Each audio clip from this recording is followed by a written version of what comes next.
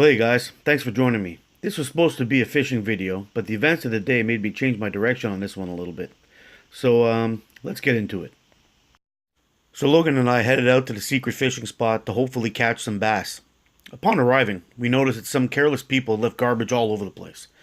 As you guys always know, whenever I see that kind of stuff, I always pick it up and try to haul it out with me. While we were fishing, I was approached by a gentleman who introduced himself as a landowner. I immediately expressed that I had thought this was city land, and I apologized, and I told him that I would leave right away if he wanted me to. He later said that he didn't mind if people enjoyed the area, but he had got a call from the city saying that there was lots of garbage all around his quarry, and they wanted him to come check it out. He had told me that the goal for this area was to build condos all around this quarry and actually build a beach or something like that for people to go swimming in and enjoy the water by their fancy condos. But he basically said that he had to come up with another plan because the city did not want that kind of project in this area. Some of his main concerns were people that were lighting fires, which I totally understand. You got a lot of low-lying brush and all that stuff. It's been really dry this year, and you don't want to have that thing spreading through because there's no way for fire trucks to get there. Totally understand that. He then started to tell me that the water quality in the quarry was actually pretty good, but all the fish were sick because there wasn't enough food for them. And that's why all the fish inside of this little body of water here were all really small fish, and there was no big fish inside the quarry. Now, I understand where he's coming from. He bought the land. He should feel like he can do what he wants with it, when he wants with it, and how he wants with it. Now, I don't know about you, but those did not look like starving fish to me. They were all fat, really healthy looking fish.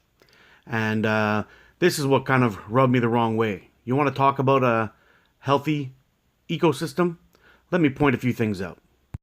Amphibians and reptiles are both key markers for a healthy ecosystem, and this area is teeming with both. I have also noticed a wide variety of fungi in the area. This is good because fungi have a direct link to plant health inside of a forest and soil quality. The use of herbicides in the past has dramatically reduced the amount of wildflowers in the area and the variety of wildflowers, which really affects the honeybee, which is one of our main pollinators that we need to make sure is living. Monarch butterflies have also been affected by the spraying of herbicides. One of their main food sources is actually milkweed, and milkweed was really reduced in our area due to these kind of sprays. And in this area, milkweed is abundant. It is everywhere.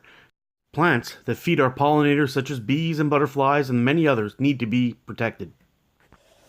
The sounds of birds are going to disappear if we continue to cover our planet in concrete and not protecting our woodland areas. Simple little creatures that we take for granted, like squirrels, or groundhogs, or beavers, insects like the dragonfly, or bees, or butterflies. All these little tiny wonders that we have around us every day could wind up disappearing. The owner of this property was upset about people disrespecting nature for leaving their garbage around, but he was going to destroy it, and along with it, a lot of wildlife. Now, I don't hate this gentleman for his plans or his ideas, but he probably spent a lot of money on this property in hopes of making a whole lot more. And this is where our mindset and our ways need to change. Money has been around for thousands of years. It'll be around for thousands more in one way, shape, or form. But when all those other things are gone, all the life, the plant life, the critters, the bugs, the insects, the frogs, the toads, the birds, when all this is gone, it's gone forever. Money will always be around, one way or another. Some things need to be changed.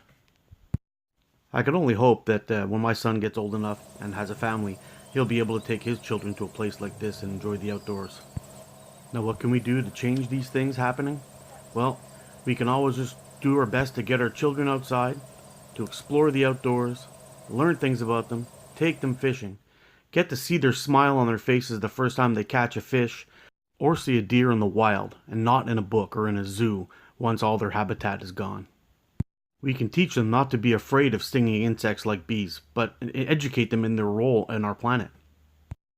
This landowner was right about one thing. People don't respect nature. And we can change this by educating our young ones to not to do the things that we're doing and the people in the past have done. So I do ask you this. Get your children outside. Educate them on the planet around them. Educate yourself if you don't know much about it. This way we can ensure that places like this will stay safe. With just a little luck, generations to come will be able to enjoy this beautiful blue planet of ours.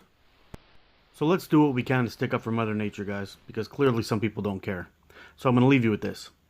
Thank you so much for watching. Get out and explore.